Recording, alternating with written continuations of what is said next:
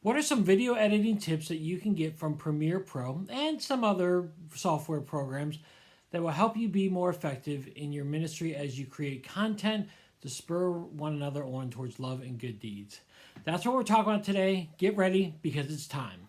You're listening to the Church Digital Sidekick Podcast, part of the TCD Podcast Network.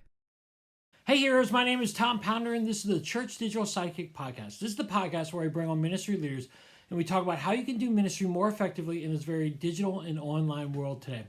And today I've got a friend of mine. It's a special guest of mine. I've known him for a very long time, and we get into it in the interview. But I've known Peter Von Kahle for a really long time, and Peter now is a videographer, and he creates lots of different other content and marketing stuff. But his basis is videography, and he does this for a lot of different churches and a lot of different ministries. And he's learned a lot of different tips over the years about how you can edit your content more effectively. He uses Premiere Pro, and that's going to be the basis of ours. But there are other video editing software that you can use as well, and then we talk about that. But again, we're going to talk about how you can edit more effectively using Premiere Pro or the other platforms for your church or your ministry. So I'm really excited about this conversation with Peter. But before we get into that, I want to talk about the Church Digital. At thechurch.digital, the website, thechurch.digital, we have tons of coaches, cohorts, we have tons of blogs and podcasts and videos that will encourage you in your digital and online ministry. Whether it's digital and online or metaverse or phygital, whatever it looks like, we want to be encouraging you. And so if you've never checked out thechurch.digital, go to it today and be encouraged in your faith. And if you got questions, you got thoughts, put it in the comment section below or email me at tom@thechurch.digital. All right, so without any further ado, let's get into the interview with Peter Von Kahle. All right, with me right now is my friend Peter Von Kahle. Peter, how are you, man? Pretty good. How about you, Tom? Good. Okay, so this is a little bit different. Recently, my podcasts have been where I've been Zooming with people. They haven't been face-to-face, and now I'm like literally face-to-face. It's like we're on a date. We're on a date. It's like we're in the same room together at my house, and we're recording. And actually, the setup for this is awesome because Peter, well, we'll get into his story in a second, but Peter's got a lot of tech stuff that I love. Okay, so this is I've known Peter for a really, really, really long time. I was in sixth grade. You were in sixth grade? I think it was... Okay, this is actually a really weird memory. I went over to your house for dinner with my family the Friday after 9/11. Oh my gosh. Yeah. Okay, I remember when you got, because I think you've had dinner at my house like a variety of different times, but I do remember that. That was the very first time I'm like, wow, we're going over to the youth pastor's house. You were like the new youth pastor at Epiphany. And you guys actually were, okay, we'll get into your family history. But Peter, let's get into this. Pull up Ancestry.com. I've known Peter for a really long time, so this podcast is going to be really interesting. But Peter, talk to us real quick. You were on my podcast many years ago. Yeah, I'm sure it's the most downloaded. Yes, probably. Tell people about who you are and what you do. My name's Peter. I am a videographer, I guess, by trade. I started doing video when I actually was a video intern at a Young Life camp in 2010 at Castaway in Minnesota. And up to that point, I didn't really know what I wanted to do. And people were like, hey, you're pretty good at video. And I was like, I like doing video. And so I graduated from college in 2012. And people were like, hey, can you make this video for me? And I never really looked for a job. And I've just been making videos for people basically ever since. And I still haven't really looked for a job. So I feel blessed to be able to do that. I guess I'm freelance. I've worked with a lot of ministries. I go to the Amazon. I go to Moldova. I've been to the top of Mount Kilimanjaro, which is a pretty tall mountain in Africa. And I've done I've gone to the Super Bowl. So yeah, you've had a lot of experiences. And again, I've been blessed because Peter and I live in the same area. And so we get together regularly for sushi. In fact, we're going to go have sushi right after we record this podcast. Yeah, let's wrap it up. We're getting too many questions. We're hungry. I've known, as Peter said earlier, I've known Peter for a really long time. I met his family when I worked as the youth minister, I was the junior high minister at the Church of the Epiphany in Herndon, Virginia, back in I think it was 1999 when I got hired. And your sister Katie was in middle school at the time. You have a sister Claire. Your parents were like my volunteer leaders. They were like the games people, but they were like the coolest parents. Came up with the coolest games. They had a Young Life background, so they always had some great ideas on this. And then I got to know Peter, and Peter kind of came up through the youth program that I was working with Wildlife and with another church, Cedar Run Community Church, that I worked at for a number of years. And we had breakfast at McDonald's every Wednesday morning, I think, when I was in college. High school, not college. Yeah, did we call it the Breakfast Club or something like that? I think it was called Wednesday Morning Breakfast or something like that, but it was so good. Yeah, we would meet every Wednesday, and a lot of the discussion centered around, this is dating us, but centered around the show Lost. All of it, because Lost, I think, was Tuesday nights, right? Yeah. Or maybe, no, I think it was Wednesday nights, so we'd always be like, what's going to happen tonight? Yeah. And this was before streaming again. It was can't miss television. You would have to, if you missed it, you would have to watch, get the DVDs, a while later. Yeah. And then, or buy the episode off iTunes, later that night. It had just started. Oh, my gosh. We would TiVo it. Yeah. But it's crazy. Well, Peter and I, again, we could probably talk just about our friendship over the years, but we're not going to talk about that today because it might be boring to you guys. Again, you're here to learn about technology and about digital stuff, and part of the reason why I have Peter on is because he has so much experience with video, and he's got a lot of great experience. And he actually wrote a blog post, and I'm going to highlight his blog post in the show notes so you want to go to it. But his website is called watchpvk.com, and again, I'll have that in there. But he talks about Premiere Pro and about some tips that will help you elevate your video content. And today we're going to talk about that, and about how you can elevate your video content, because right now video is so important for social media, for online ministry stuff, and we want to do it the best. We don't have to have the best stuff, but we really do want to do it effectively. And Premiere Pro is one of those great programs that you have at your ability and in your toolbox that you can use. I personally use iMovie. So to get this conversation started a little bit, Peter, tell us a little bit about Premiere Pro. What is Premiere Pro?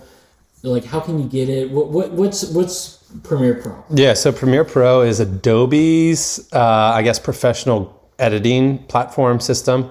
And it's part of the Adobe's Creative Cloud. And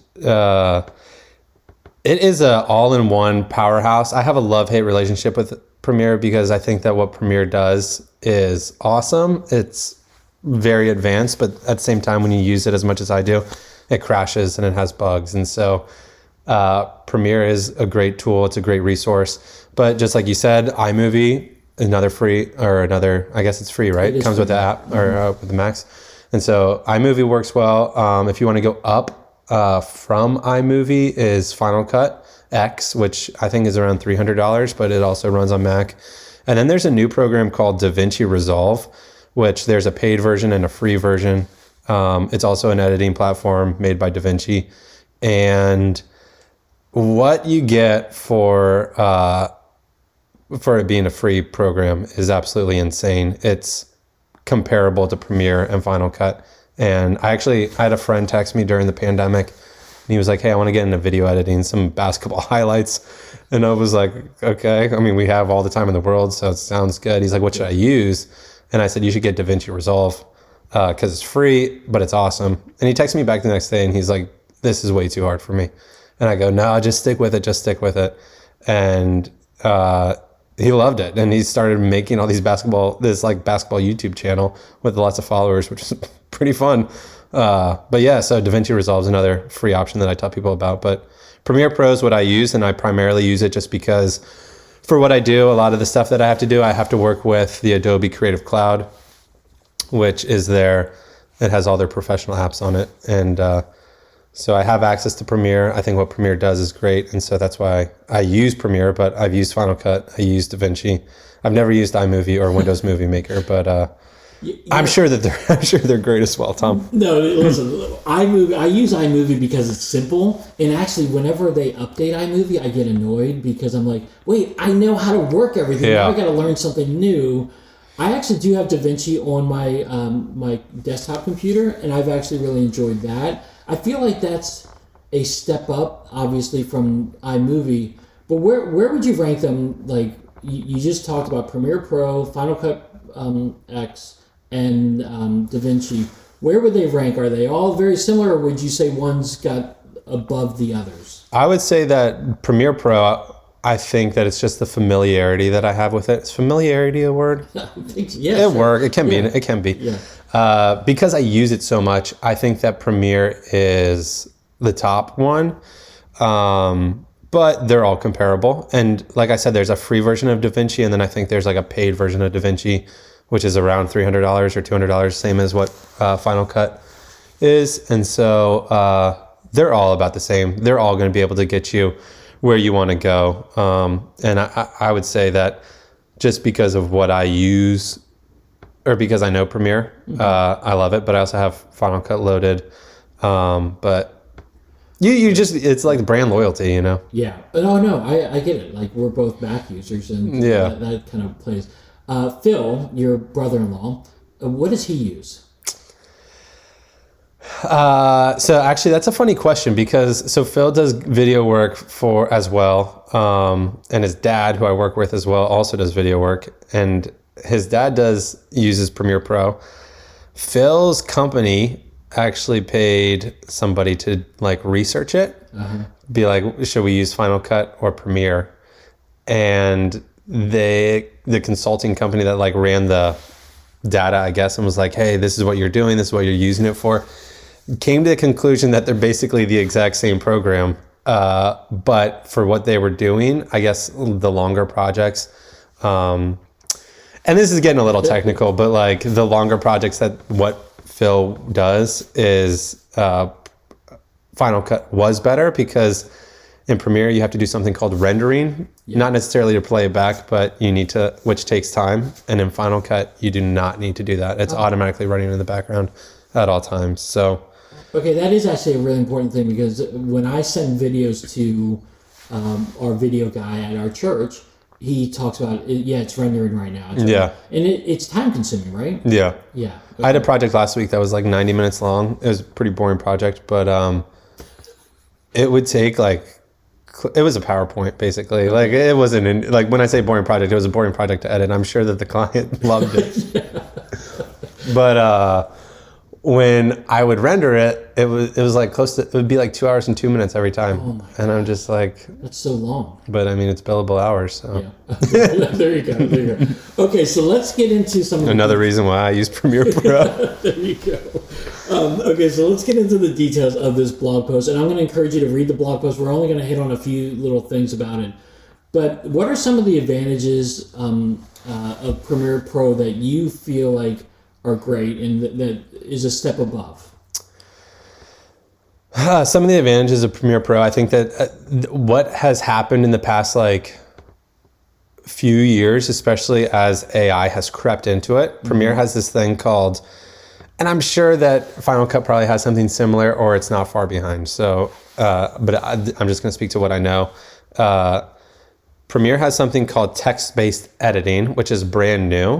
Okay. And so for your listeners, for your audience, I would put it in terms of this. Let's say that you're watching. So whenever you open up a Premiere timeline and you drag a video in, it automatically transcribes the video. And so let's say that your pastors or you're doing an interview and you're like, oh, I remember this one thing and I just want to cut it out. You can literally search for the words and say like, oh, I want to talk about where he talks about like John 14 or whatever. Is there? I think there's John 14. I'm looking up now. No, go. There definitely is John 14. Yeah. It goes to 16. I know my Bible. But yeah, you're like, oh, I want to pull that. Instead of having to scroll through the entire 40-minute sermon, you can just search John 14, and you may have to type it in John 1:4 or John FOURTEEN, whatever it may be, in order to find it.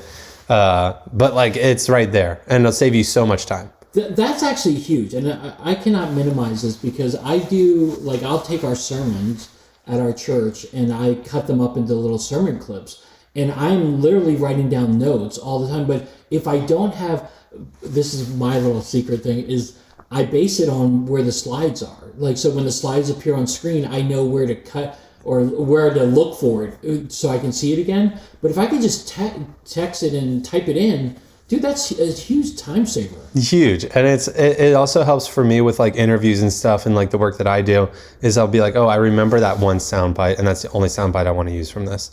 And I remember that she said the word like the medical program or whatever it may be. Yeah. I just have to type it in, and all of a sudden it's there. I'm not scrolling through 48 minutes of video. So not only does it save like the client time, but it saves me time on the back end as well. So yeah, I would say that text-based editing is something that I have really enjoyed. Yeah, dude, that's really cool. Okay, so what about the workspace? You mentioned in the article that you wrote about workspace and customizing the workspace. How is that beneficial? Because talk to us about that. So for the workspace, so they have the pre-saved like layouts and stuff, and they're fine. They work well. But for me, I actually started in Final Cut 7. Mm-hmm. That's how I learned how to edit video, and it's what we learned at school. And so when I made the transition over to Premiere, I was like, I'm just going to make this look exactly like Final Cut. And I made it look exactly like Final Cut. Keyboard shortcuts. I made the window look just like Final Cut. I made it look exactly what I knew. And I was like, oh, so it felt like I was actually in the exact same program. Just it was a different shade of gray, I guess, at the time. And then as I started editing and started, I think I made the switch in like 2014. As I transitioned more and more in Premiere and became more familiar with it, I was like, oh, I don't like that over there. And I just would drag windows and move windows around to make it look the exact, like what would work for me. Yeah. And I save all these layouts, all these window spaces, so that if I'm doing one thing, if I'm working solely on audio or something along those lines, is I'll make the audio size, the waves big, so I can make sure that everything's balanced. Or if I'm working in color, Premiere has a color program called Lumetri Color, but if I'm trying to touch up some edit or some white balance or whatever, I have these scopes that help me out, these tools that help me out. And so you save these layouts and you can just click between them very easily, so that your productivity, you're not reopening and closing windows or shifting to different spaces. And I would say that that's actually a downfall with DaVinci. DaVinci has a workflow that works well. It's basically like the audio, the editing. The way they set it up is very user friendly, but to my knowledge, I don't think you can customize it the same way that you can in Premiere Pro. And so you just have to work within their system, where Premiere, it's like, hey, you can do whatever you want. Yeah, and again, anything with customizable stuff, it helps you when you're comfortable in a certain setting or when you're working on a certain project. You don't have to recreate something. You've got it right there. So I think that's really important. Yeah. Yeah, and like I also talk in that article about keyboard shortcuts, which it's funny. I'll have people sometimes come over and they'll like watch me edit, or they'll want to edit with me, or they're like, hey, can you show me how to do this one thing? And I have so many keyboard shortcuts. I'm actually looking at a keyboard right now and I can't even tell you what I do. It's just built into my brain. But people will say like, hey, what did you just do? And I'm like, oh, I hit the A button and then I hit that track and then I select it all. And then I put the period button so I can overlay it. And then the V button to go back to, and they're like, what are you talking about? And I'm like, yeah. So like you have these keyboard shortcuts that you can do with different letters and stuff. And when you know them, it makes your work like so much faster. So much so that like I know them so well. And you can customize those as well too, which is a point that I was getting at. But I know my keyboard shortcuts so well that I'm like, I have to stop and think about what I'm actually doing in order to explain it to someone else. Yeah, and again, as kind of a little bit of a theme here, it really helps you with time efficiency. You know, everything that Peter's been talking about with Premiere Pro, you can be very efficient with your time, which again, as ministers, we don't have a lot of extra time laying around, just whatever. We need that to save some time. And so having these kind of shortcuts and customizable screen stuff can really be important for us as we're kind of juggling a bunch of different things.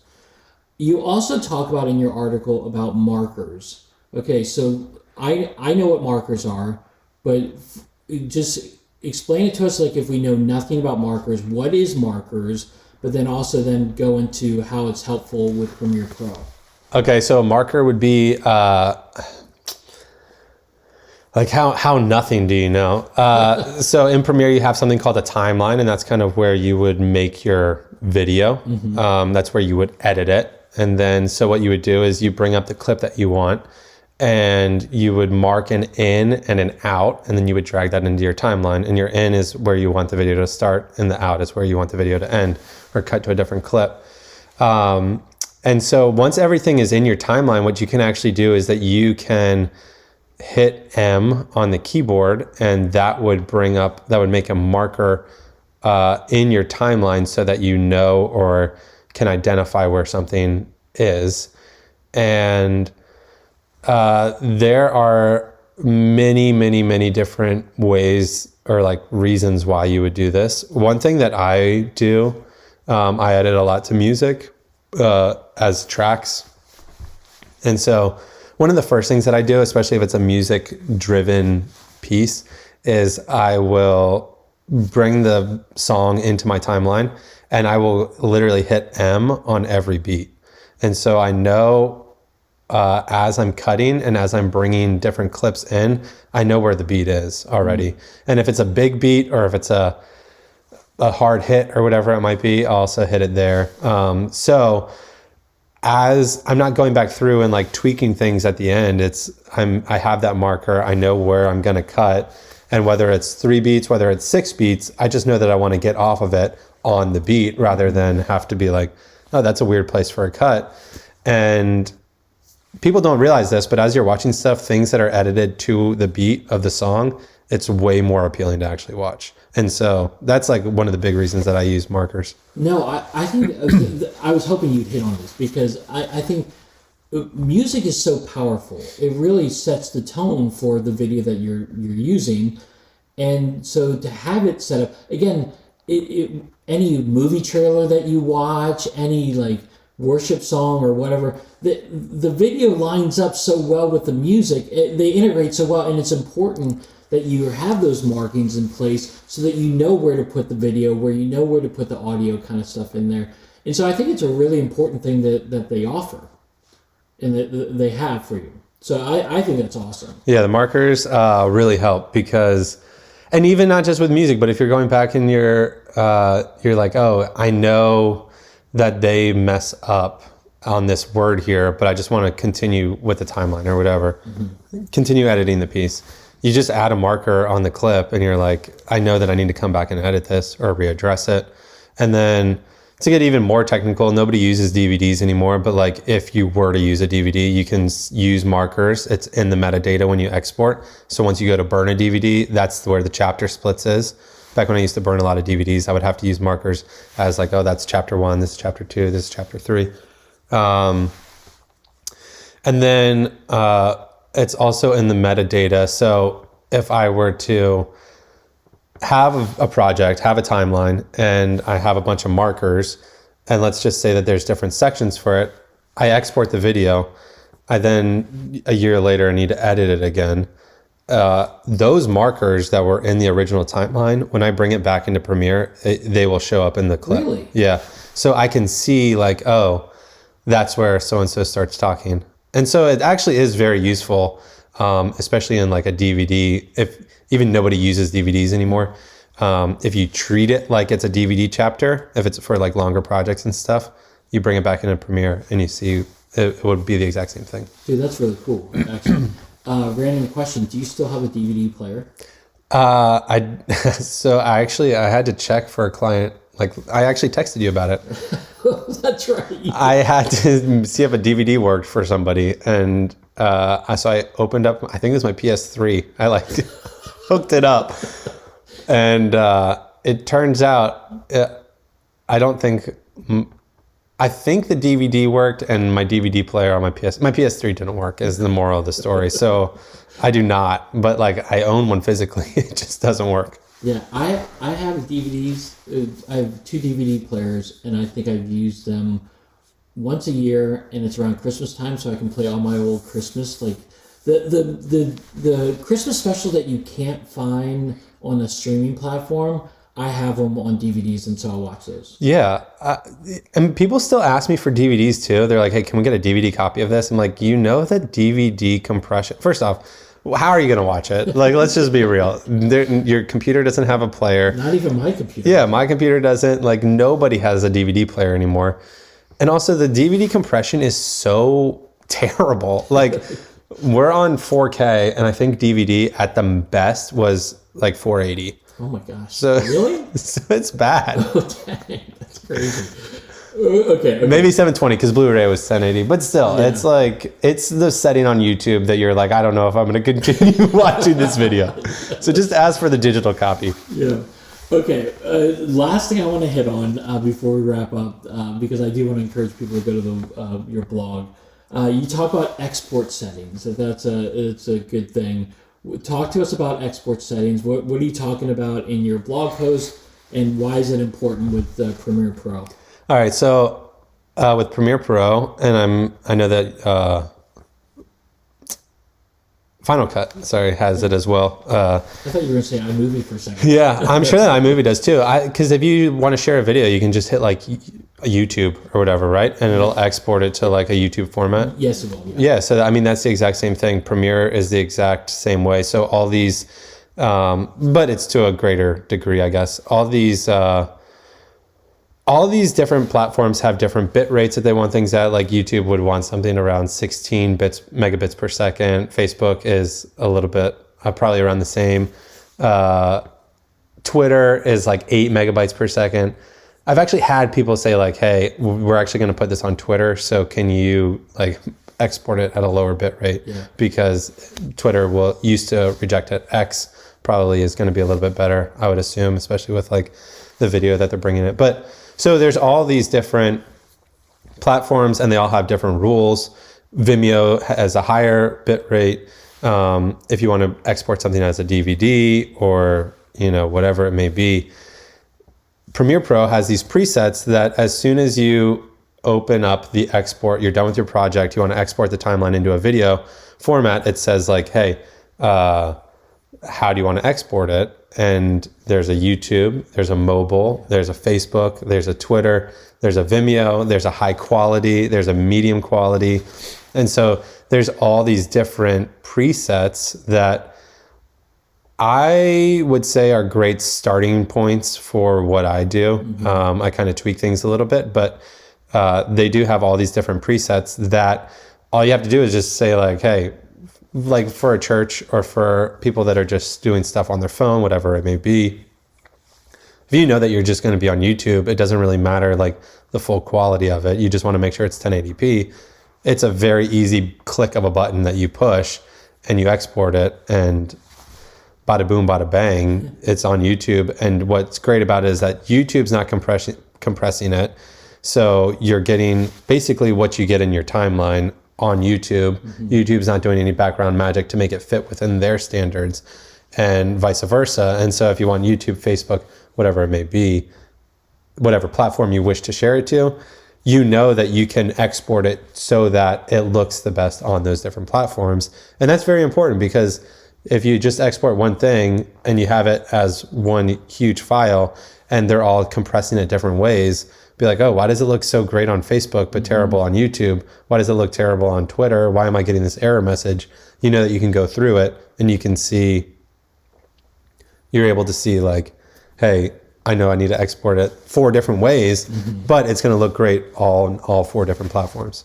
And I'm glad you hit on that, because I think that's a really important thing. I do know in iMovie, you're limited, obviously, because it's the free version of this. But the reality is with this, every platform, like Peter said, every platform's different. And sometimes I will upload something and I'll want to upload it to Facebook, but it will not work with Twitter, because they all have different standards, like he said. So you want to make sure it's a pain in the butt. Sure, you have to export it 4 different ways, but like Peter said, it's going to make the quality that much better on that specific platform. So you have to do the hard work and do the exporting to different things. And Premiere Pro offers you those different options that some of the more basic software doesn't allow you to do. Yeah, and with that too is that one thing that you can do is everybody wants to do like the podcast, whatnot, and so you want to have the sermon audio.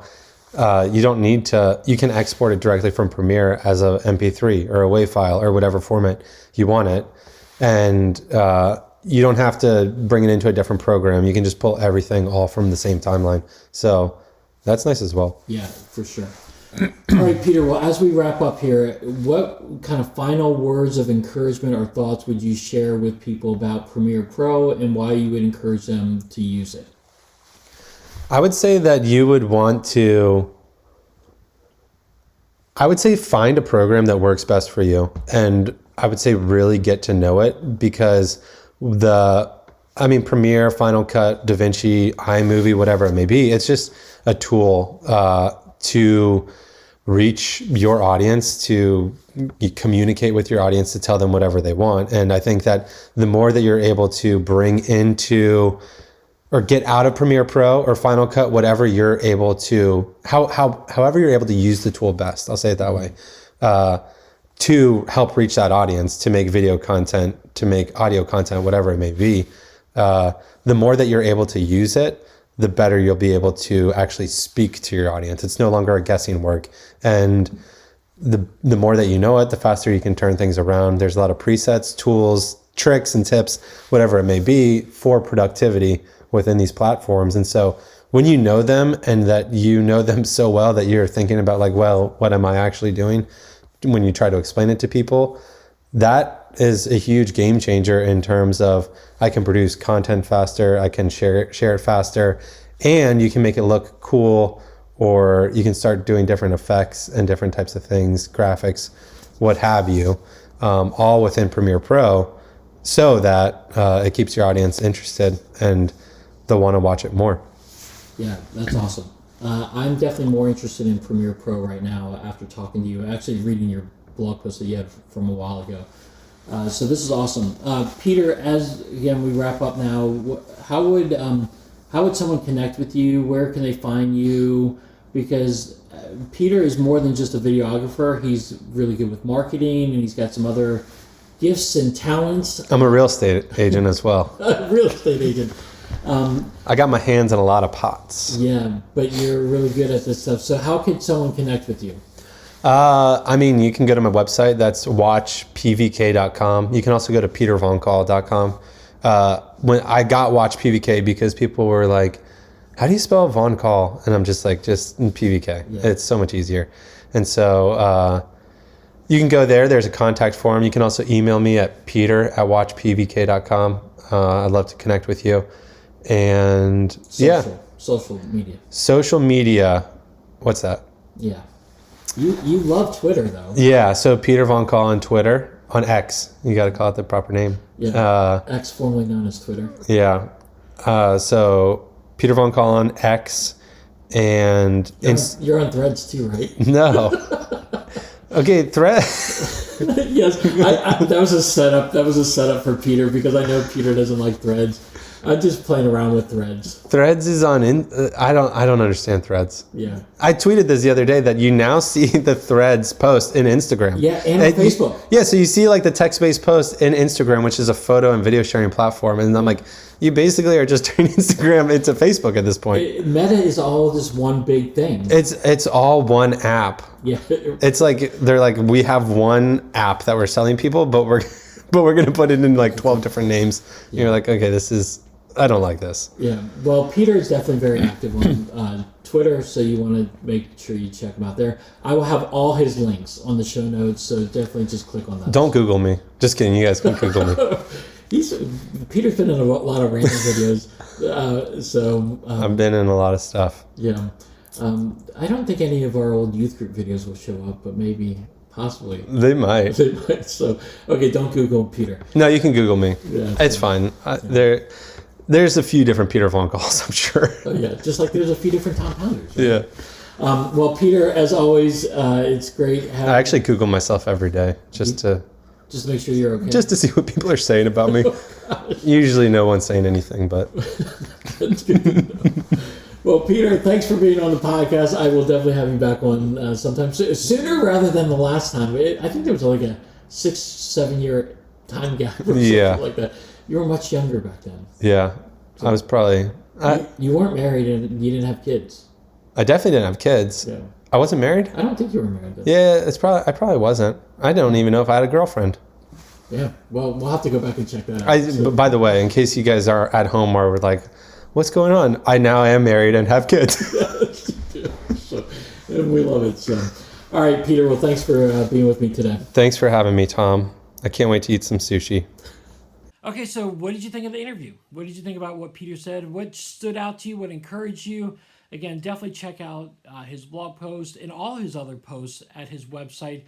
The links are in the show notes, so we want to make sure you connect with him and then also connect with his website.